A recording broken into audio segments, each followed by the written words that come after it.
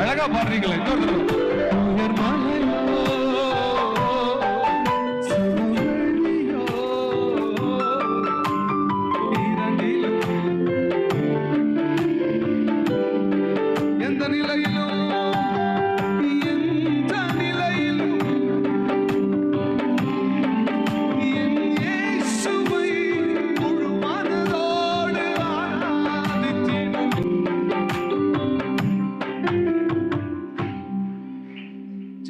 புடிச்சு போடுறாங்க.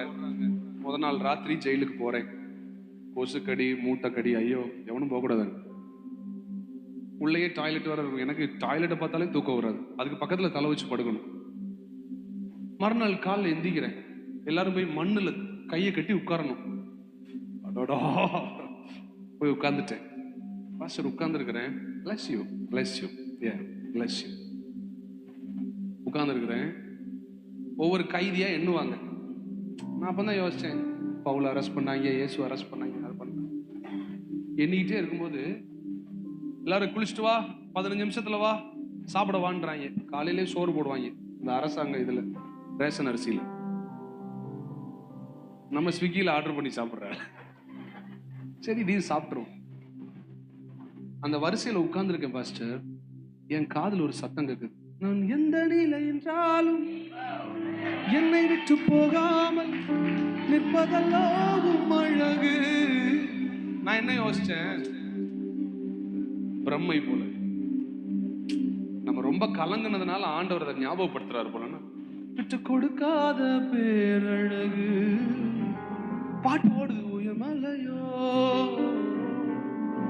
சமவெளி இரண்டிலும் பாட்டு ஓடுது பாஸ்டர். எனக்கு கண்ணுல இருந்து தார தாரையா தண்ணி ஓடுது. நான் அங்க இந்த வெள்ளை ட்ரௌசர் சட்டை போட்டு ஒருத்தர் நிப்பாரு, குச்சி வச்சுட்டு. நான் அவர்கிட்ட போய், அண்ணா இந்த பாட்டு, ஆமா பாட்டு போடுவோம். என்னது இது? என்ன பாட்டு? அது ஜெயில டெய்லி 3 பாட்டு போடுவோம் கைதிகளுக்கு. காலையில ஒரு கிறிஸ்தவ பாட்டு, ஒரு முஸ்லீம் பாட்டு, ஒரு இந்து பாட்டு. டெய்லி காலையில 6 மணிக்கு முதல் பாட்டு இந்த பாட்டு தான் போடுவாங்க.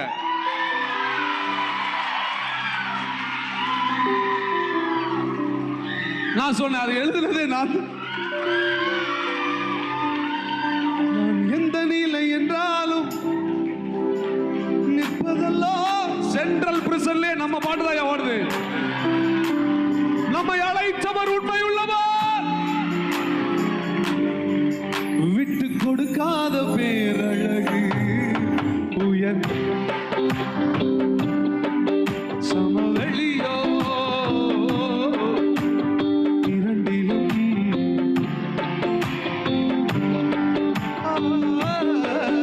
உயர் மலையோ சமவெளியோ இரண்டிலும் எந்த நிலையிலும் ஜெயிலானாலும் சுவிட்சர்லாந்துல உட்கார்ந்து இருந்தாலும் முழு மனதோடு ஆராதித்திடும். எந்த நிலையிலும் பாட மாட்டீங்களா? முழு மனதோடு செபுலோன் நப்தலி. இந்த 2 பேரையும் பார்த்து தீர்க்கதரிசி பேச ஆரம்பிக்கிறார். பல நூற்றாண்டுகள் அவர்கள் சந்தித்த நிந்தனை, ஈனப்படுத்தப்பட்ட அனுபவம், அசிங்கப்படுத்தப்பட்டார்கள். அவர்களை தேடி யாரும் வரவில்லை. கூட பிறந்தவன் வரலங்க. இந்த 10 கோத்திரத்துல ஒருத்தன் கூட வரல. ஒருத்தன் கூட வரல. ஒருத்தர் கூட வரல. கர்த்தர் ஏசாயை அனுப்புறாரு. இந்த வாக்குத்தத்தம் கொடுத்தவருக்கு ஒரு ஹார்ட் உண்டுங்க. என்ன ரீசனை சொல்லி இந்த 10 பேர் ரிஜெக்ட் பண்ணாலும், வாங்கடாங்கிட்டு, அது ஏன் புள்ளடா, நான் போய் நிற்பேன். வாராரு ஏசாயா 9. கலில், ஏனென்றால் அவர் கடற்கரை அருகிலும் யோர்தான் நதியோரத்திலும் உள்ள புற ஜாதியாருடைய கலிலை ஆகிய அத்தேசத்தை என்ன பாருங்களேன், இத்தேசத்தை பிற்காலத்திலே மகிமைப்படுத்துவார். நீ ஈனப்படுத்தப்பட்டியும் அந்த அளவுக்கு கர்த்தருடைய மகிமை என்னும் கிரீடம் எனக்கு விசுவாசிக்கிறவங்க மட்டும்தான். உன்னையும் உன் குடும்பத்தையும் உன் பிள்ளைகளையும் கர்த்தர் கனம் பண்ணுகிற ஒரு சீசன் வந்திருக்கிறது. அத்தேசத்தை பிற்காலத்திலே மகிமைப்படுத்துவேன். இந்த மாதிரி இடத்துக்குலாம் போகும்போது வசனத்தை பேசும்போது ஆட்கள் ஓடி ஓடி வந்து காலில் காசை போடுவாங்க.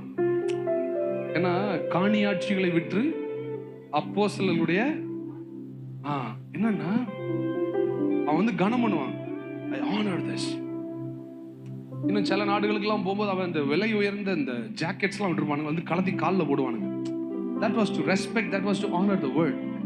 நம்ம கலாச்சாரம் மாறுறதுல தப்பு இல்லைன்றேன். இந்த விஷயத்துல வார்த்தையை நம்ம கனம் பண்ணி பழகுவோம்.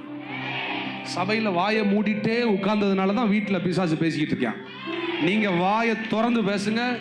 இனிமேல் உங்க எல்லைகளுக்குள்ள தீங்கை கர்த்தர் வருவதற்கு அனுமதிக்கவே மாட்டார். இல்ல இல்ல ஏசாயா 9 போடுங்க ஸ்கிரீன்லயா. இன்னொரு 15 நிமிஷம் பேசலாமா? அவசரமா இருக்காது, வீட்டுக்கு போகணுமா? போனா போங்க. ஸ்கிரீன்லயா இருளில் நடக்கிற ஜனங்கள். இந்த கலிலேயாவுக்கு இந்த செபுலோனும் நப்தலியும் மற்ற 10 பேரால ஒதுக்கப்பட்டு ஈனப்படுத்தப்பட்டு கேவலப்படுத்தப்பட்டு துர்வார்த்தைகளால் அவர்கள் அசிங்கப்படுத்தப்பட்டு ஊரை விட்டே ஒதுக்கி வெளியே வச்சிருந்தான். பாத்தீங்களா? அவங்க 2 பேரையும் பார்த்து கர்த்தர் சொல்றாரு, இத்தனை நூற்றாண்டுகள் நீ இருள்ல இருந்தல்ல, இத்தனை நூற்றாண்டுகள் நீ இருள்ல இருந்தல்ல, இப்ப நான் என் வார்த்தையை சொல்றேன். இருளில் நடக்கிற ஜனங்கள் பெரிய வெளிச்சத்தை. அக்கா உன் வீட்டுக்குள்ள இன்னைக்கு ராத்திரி வெளிச்சம் உண்டாகுங்க. உன் சூழ்நிலைக்குள்ள வெளிச்சம் உண்டாகுங்க. பதில் தெரியாம திக்கு முக்காடி இதுக்கு அடுத்து நான் எந்த ஸ்டெப் எடுத்து வைப்பேன், எனக்கு யார் இருக்கிறா, யார் எனக்கு பேசுவா, யாராவது எனக்கு ரெக்கமெண்ட் பண்ணுவீங்களா, எனக்காக யாராவது நிற்பீங்களா, எனக்கு இது யாருமே இல்லையான்னு கேள்வி கேட்கிற உன்னை பார்த்து கர்த்தர் சொல்வார், நீ பெரிய வெளிச்சத்தை பார்க்கிற சீசன கர்த்தர் இன்னைக்கு ராத்திரி தர. என்ன அழகுங்க, சின்ன பயல்கள்லாம் கை தட்டி ஆமேன்னு சொல்றாங்க. பெரியவங்க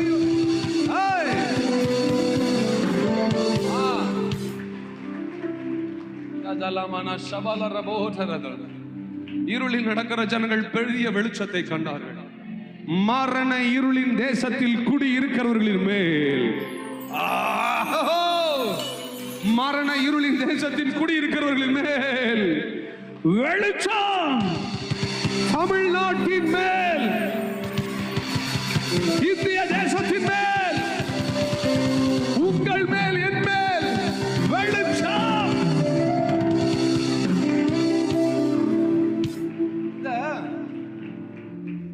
ஆண்டவருக்கு ஒரு பழக்கம் உண்டு. நான் முதல்ல சொன்னல, வாக்கு தத்தத்தை கொடுப்பார். வாக்கு தத்தத்தை கொடுத்துட்டு மறுபடியும் அதை ஞாபகப்படுத்த வச்சிருப்பார்.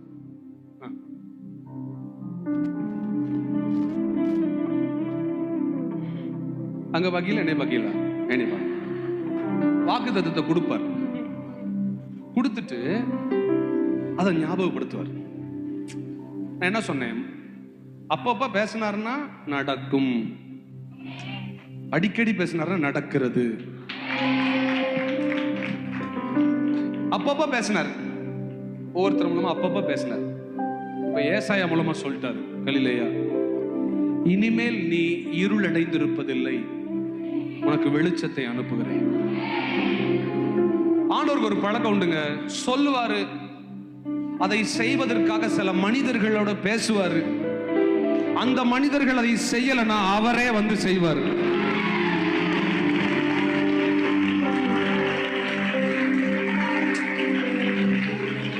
முடிச்சிருவா கூட்டத்தை முடிச்சிடவா, இப்படி கூட்டத்தை முடிக்கவா, இல்ல தொடர்ந்து பிரசங்கம் பண்ணவா? இப்ப நான் சொன்னதுக்கு யாருக்கெல்லாம் மனசுல ஸ்பார்க் அடிச்சிச்சு, வாக்கு தத்தத்தை கொடுப்பார், லட்சியம். அதை செய்வதற்கு சிலரோடு பேசுவார், போய் என் பிள்ளைக்கு அதை செய்யும்பார். அவன் செய்யலன்னா எங்க அப்பாவே களத்துல இறங்கிடுவார்.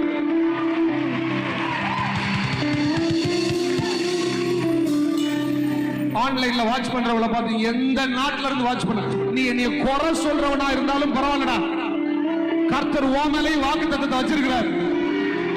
நீ ஜான் ஜெபராஜ கடல் அல்ல, ஜெயில் அல்ல, அக்கினி சூளையில போட்டாலும் சிங்க கவியில போட்டாலும் என்னை காப்பாற்றி அவர் வெளியே கொண்டு வருவார். என்னை ஏமல அவர் வச்சிருக்கிற தரிசனம் இந்த தேசத்தில் இன்னும் கோடிகளுக்கு என் பாடல்களும் என் வார்த்தைகளும் என் வாழ்க்கையும் ஆசீர்வாதமா இருக்கும். அதை எவனாலும் தடுக்க முடியாது. என்னை அழைத்தவர் அதை செய்து முடித்து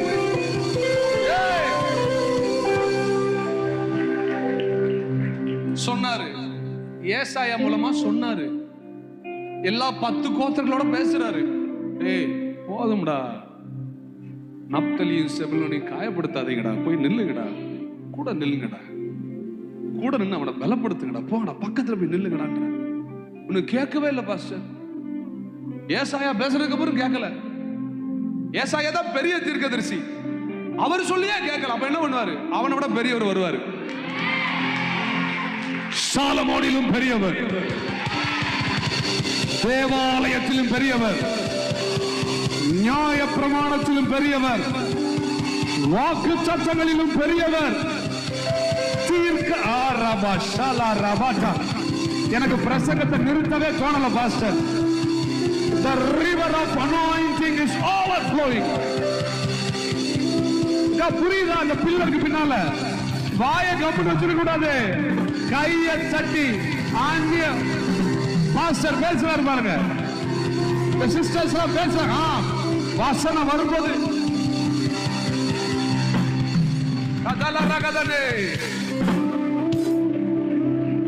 ஏசாயாவிலும் பெரியவர் ஒருவர் இருக்கிறார். அவர் ஞானிகளுக்கெல்லாம் பெரியவர். சொல்வார், நீ செய்யவில்லை என்றால் அவரே இறங்கி வந்து செய்வார். சிலருக்கு உன்னை கொடுக்க சொல்வார், கொடுத்து கொஞ்சம் பணம் கொடுத்து ஹெல்ப் பண்றான் பாரு, உனக்கு கிடைச்ச ஆப்பர்ச்சுனிட்டி, நீ அதை விட்டுட்டனா அவரே இறங்கி வருவார். சில விழுந்து கிடக்கணும், தூக்கும் பாரு, தூக்கலாம், அவரே வந்து தூக்குவார். நப்தலியையும் செபுலோனையும் ஏற்றுக்கொள்ளுங்கள், அவர்கள் நிந்தையை நான் முடிக்கிறேன் என்று ஏசாயா தீர்க்கதரிசியின் மூலமாய் கர்த்தர் பேசினார். 10 கோத்திரங்களும் கேட்கலையே, கேட்க மாட்டானுங்க. இவனுங்க கேட்காம இருக்கிறது தான் நல்லதே. நான் இப்ப சொல்றேன், உங்களுக்கு நல்ல வேலைப்பா, எந்த மனுஷனும் எனக்கு கை கொடுக்கல, அவரே இறங்கி.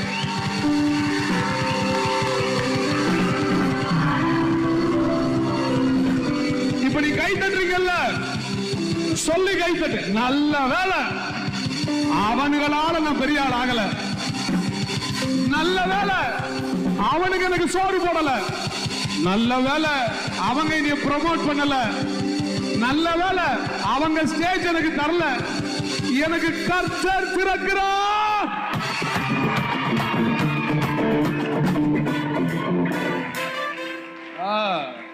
Bless you.